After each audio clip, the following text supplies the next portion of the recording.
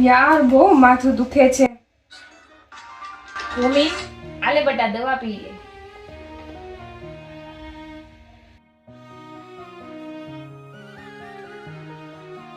યાર મમ્મી મારું કેટલું ધ્યાન રાખે છે. મેં એને કીધું નહોતું કે મને માથું દુખે છે તોય મને દવા આપી ગયા.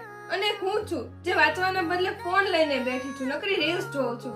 બસ હવે બહુ થઈ ગયું. હવે તો હું છે ને વાંચવામાં જ ધ્યાન રાખીશ, સરકારી નોકરી લઈશ, મમ્મી પપ્પાના સપના પૂરા કરીશ અને મમ્મી પપ્પા મારા ઉપર ગર્વ અનુભવ કરશે. મમ્મી તમને કેમ ખબર પડી મને માથું દુખે છે? ઈ માથું દુખવાની દવા નહોતી, તો ઈ ઘેનની દવા હતી. મને ઘેરની ટીકડી કેમ આપી? તારા રીલ્સના ચક્કરમાં ક્યારનો મારા રીલ્સનો અવાજ નથી આવતો એટલે.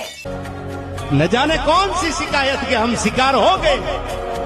जितना दिल साफ रखा उतने ही गुनहगार हो गए।